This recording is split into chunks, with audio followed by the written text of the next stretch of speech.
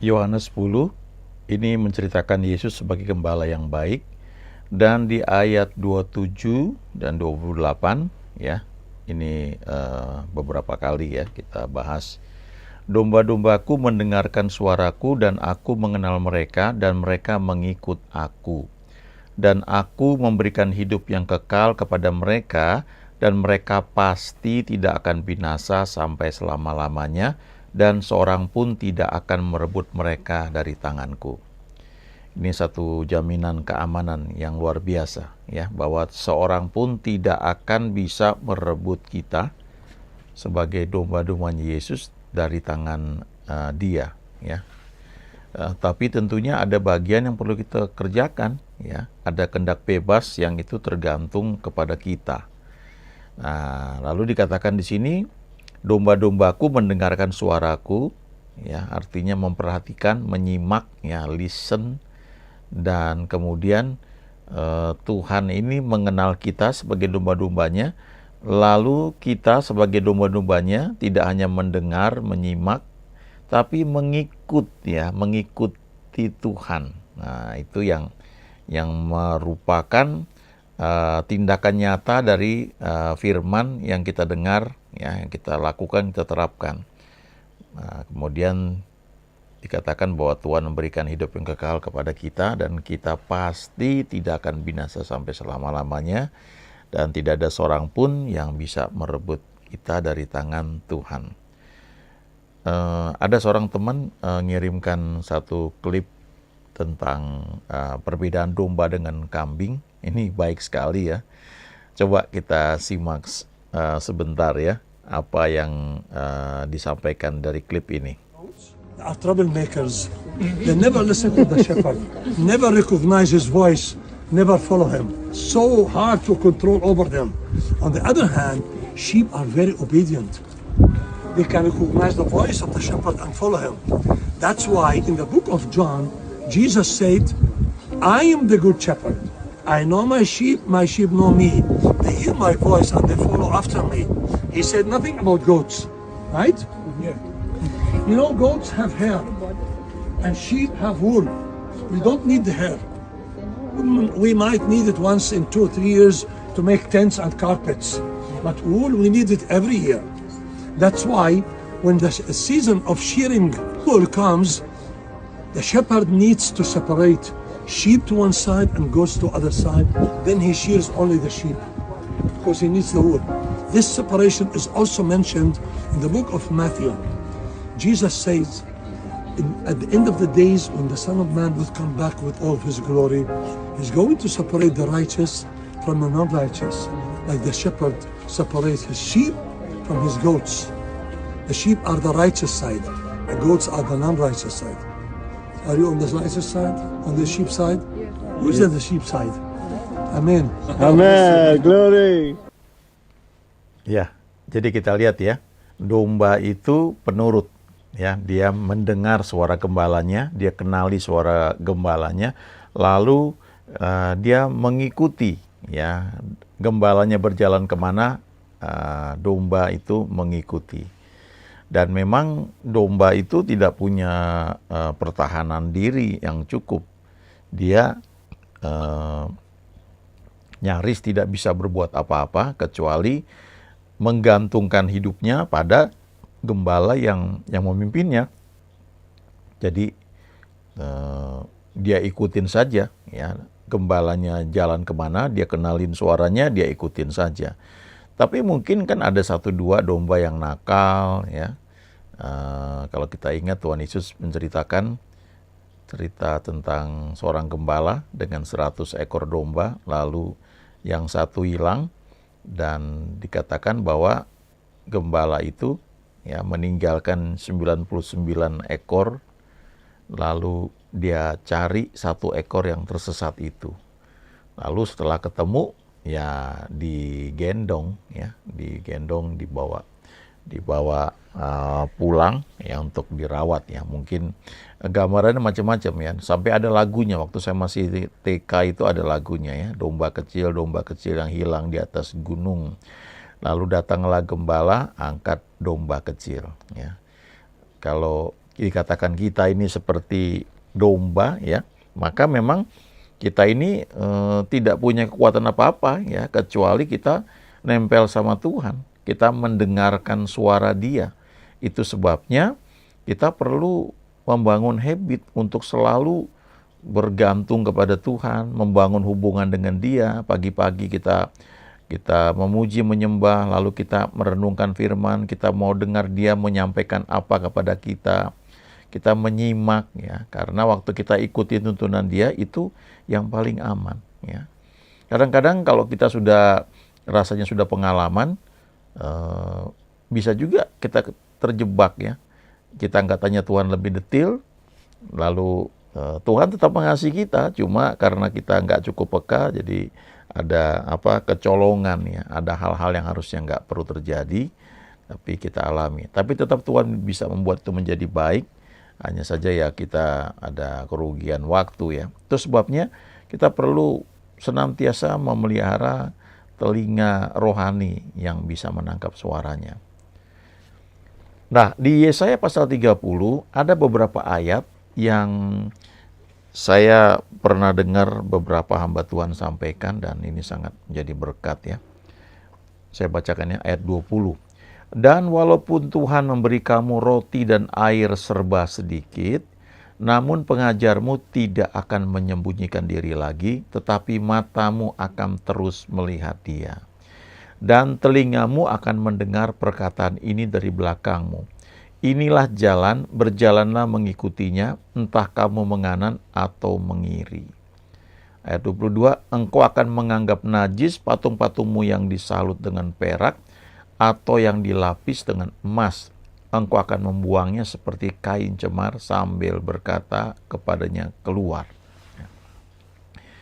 Jadi ini ada terjemahan lain yang mengatakan bahwa ini masa-masa sulit ya. Kadang-kadang kita itu ada barangkali ya dalam satu bagian kehidupan kita melewati lembah ya, melewati padang gurun, melewati lembah air mata, melewati lembah kekelaman, mengalami kesulitan seperti yang Daud alami ya waktu dia dikejar-kejar oleh Saul. Tapi dikatakan di ayat 20, walaupun Tuhan memberi kamu roti dan air serba sedikit ya, pas-pasan gitu ya, mungkin ini bicara bisa soal kebutuhan kita yang ngepas ya dapatnya.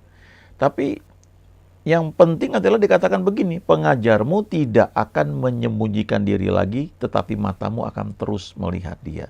Ini yang penting, karena ini adalah andalan daripada domba. Ya. Bisa melihat gembalanya, mendengar suaranya, lalu ikutin ya, apa yang gembalanya itu katakan. Dan telingamu akan mendengar perkataan ini dari belakangmu, inilah jalan, berjalanlah mengikutinya.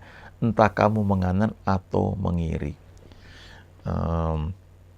Saya perhatikan ya, kalau kita membangun hubungan dengan Tuhan, ya, saya melihat dari banyak hamba-hamba Tuhan yang Tuhan pakai luar biasa, mereka punya persekutuan yang intim dengan Tuhan. Ya, sebagian ada tentu yang sekolah, ya belajar, tapi yang membuat mereka itu berhasil ya, bukan karena sekolahnya sih penting, perlu ya, bukan nggak perlu, tapi ternyata bagaimana mereka membangun hubungan dengan Tuhan, lalu mereka menangkap suara Tuhan, lalu mereka mengikuti tuntunan Tuhan.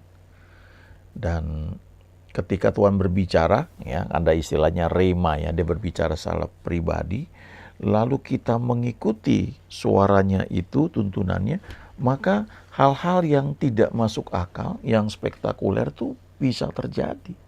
Ya, misalnya kayak Simon Petrus ya, waktu dia nurut, Tuhan bilang sekarang bertolak ke tempat yang dalam dan tebarkan jalamu untuk menangkap ikan. Waktu dia nurut, secara logika nggak mungkin. Tapi karena dia mendengar ya suara Tuhan itu, dan dia tahu ini perintah Tuhan, walaupun otaknya bilang nggak mungkin, ya dia lakukan aja dengan setia. Ya. Dan akhirnya waktu dia lakukan, itu jala mulai koyak karena ikan yang ditangkap itu begitu banyak. Ya. Ini kalau kita baca ayat-ayat selanjutnya, ini menarik ya. Nanti ada ayat yang saya tunjukkan juga ya. Tapi akibat kita mendengar tuntunan Tuhan, inilah jalan, berjalanlah mengikutinya, entah kamu menganan atau mengiri, dikatakan ayat 22 ini, engkau akan menganggap najis patung-patungmu yang disalut dengan perak atau yang dilapis dengan emas. Ini bicara tentang dulu ada istilahnya barang tumpas ya, artinya barang-barang yang kelihatannya bagus gitu, ada emasnya, ada perak, dia dilapis emas perak, tapi sebenarnya itu patung-patung yang kekejian ya di hadapan Tuhan. Kalau kita baca di Perjanjian Lama khususnya dari kitab Keluaran ya, jangan ada padamu ilah lain di hadapanku ya, lalu jangan membuat patung dan jangan menyembahnya. Jadi pada masa itu ya, itu hal-hal yang bisa menjadi berhala ya, bisa membuat orang itu tidak menggantungkan harapannya pada Tuhan, tetapi pada berhala tersebut ya, walaupun mungkin disalut dengan emas, dengan perak ya. Nah, ini mengatakan bahwa ketika kita itu makin mengenal tuntunannya, suaranya, maka salah satu yang bisa terjadi ya, salah satu dampak yang muncul itu adalah kita akan bisa melihat makin peka mana barang-barang yang memang ini najis itu ya. Ya ini orang mungkin bisa pro dan kontra ya, tapi kalau kita renungkan misalnya kitab Daniel ya, bagaimana Daniel, Sadrak, Mesak dan Abednego, mereka itu ditawan di Babel. Dan ketika mereka disediakan makanan yang mewah dari meja raja, ya, tapi bagi Daniel dan kawan-kawannya pada masa itu ya, mereka tahu itu makanan yang mau dimakan itu, yang disediakan buat mereka itu haram. Sesuai dengan kepercayaan mereka pada masa itu ya. Jadi mereka menganggap itu najis ya. Walaupun kelihatannya enak, wah mewah, mungkin menyehatkan dan sebagainya lah ya. Tapi mereka menganggap itu najis. Dan Daniel oleh karena tuntunan Tuhan, dia bisa ngomong sama orang yang bertanggung jawab dalam mengurus makanan mereka, sehingga Daniel, Sadrak, Mesak dan Abednego itu tidak perlu makan makanan yang walaupun kelihatan mewah, kelihatan bagus, malah mungkin juga sehat, tetapi mereka tahu bahwa mereka nggak boleh makan itu. Ya. Jadi ini bicaranya banyak hal ya. Bisa juga nih patung-patung yang disalut dengan perak atau dengan emas itu bisa juga rezeki yang diperoleh dengan cara yang tidak benar ya. Atau kalau misalnya kalau kita kerja ya, kita di bagian pembelian, kita yang menentukan siapa supplier yang akan kita pakai untuk mensuplai barang-barang yang dibutuhkan oleh perusahaan atau gereja. Nah, kita bisa pilih. Nah, nanti mereka bersaing, mereka bisa kasih diskon besar buat kita gitu. Nah, kita yang menentukan. Nah, diskon besarnya itu kalau kita nggak kembalikan ke perusahaan atau ke gereja, nah itu namanya korupsi sebenarnya ya. Apapun istilahnya ya. Saya masih ingat dulu waktu saya pertama kali kerja, bos saya itu bahkan bukan orang Kristen ya. Dia wanti-wanti saya, dia bilang kamu paling banter diajak makan ya, tapi lebih dari itu nggak boleh ya. Kamu harus bilang saya orang perusahaan, kasih best price, harga terbaik ya. Saya pilih yang paling baik dan tidak ada bisa menyogok saya ya. Nah, kalau kita nggak hati-hati, sesuatu yang kita terima itu ya kelihatannya ini puji Tuhan, berkat Tuhan, lalu kita beri perpuluhan ke gereja ya. Tapi itu berkatnya berkat yang tidak halal. Nah, itu sebenarnya termasuk hal yang najis gitu. Ya, kita memperoleh harta dengan cara yang tidak benar, ya, lalu kita bungkus dengan hal yang baik. Ini kan buat pelayanan, ya, ini buat pengembangan, buat jiwa-jiwa diselamatkan, ya. Tetapi sebenarnya kita sudah melakukan hal yang tidak benar, ya. Ada korupsi di situ, ya. Ya, ini seperti ini. Jadi kalau kita mendengar suara Tuhan dan kita mengikuti tuntunannya, maka akhirnya kita akan bisa mulai melihat, yang ini nggak bisa, ini najis nih, nggak boleh. Walaupun kelihatannya bagus, walaupun kelihatannya dilapis dengan emas atau dengan perak, dengan berbagai macam ayat yang kelihatannya bagus, kita tahu ini tidak bisa. Ya. Nah, ayat selanjutnya yang terjadi adalah, lalu Tuhan akan memberi hujan bagi benih yang baru kamu taburkan di ladangmu. Dan dari hasil tanah itu kamu akan makan roti yang lezat dan berlimpah-limpah. Ya. Pada waktu itu ternakmu akan makan rumput di padang rumput yang luas. Jadi ketika kita itu sudah menyediakan telinga kita untuk dibersihkan, bisa mendengar suaranya, walaupun dapat makanan minuman serba sedikit ya, kita ikuti tuntunannya, belok kanan atau belok kiri, lalu kita mulai makin peka, kita ngerti yang ini nggak bisa ya. Orang mau kasih rezeki yang tidak halal, kita bilang oh nggak bisa, walaupun oh, ini Pak, ini kan buat pelayanan misal, tapi kita tahu itu korupsi misalnya ya, itu kita bisa tolak itu. Nah selanjutnya ketika kita sudah lakukan hal itu, baru dikatakan di sini ayat 23. Lalu Tuhan akan memberi hujan bagi benih yang baru kamu taburkan di ladangmu. Dan dari hasil tanah yang kita tabur itu, ya dikatakan kita akan makan roti yang lezat dan berlimpah-limpah. Ini janji Tuhan ya.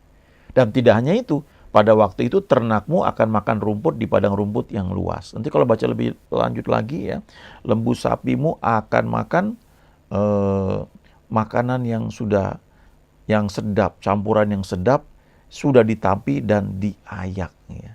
Ya, sapi-sapi dan keledai-keledai yang mengerjakan tanah akan memakan makanan campuran yang sedap dan yang sudah ditampi dan diayak. Ya, itu lanjutan dari ayat 23 ini ya, yaitu ayat 24. Artinya orang-orang yang bekerja pada kita, gajinya juga bagus. Mereka menerima berkat. Karena kita diberkati, kita memberkati mereka juga. Nah, kalau kita punya perusahaan, ya, kita harus perhatikan itu orang-orang kerja sama kita. Ya. Memang ada saatnya, katakanlah saya masih ingat dulu ada pelajaran manajemen ya, ada pengusaha dari Jepang, Matsushita yang terkenal. Ya. Dia yang keluarin dulu merek Aiwa ya. Dulu ada Walkman merek Sony, nah ini Aiwa saingannya. Matsushita ini pernah mengalami masa-masa sulit. Sehingga karyawannya tuh ya, gajinya terpaksa diperketat ya. Tapi setelah itu kemakmuran tuh betul-betul dia berikan ya. Nah, jadi itu harus kita perhatikan ya. Ini dalam terjemahan yang lain dikatakan mirip ya.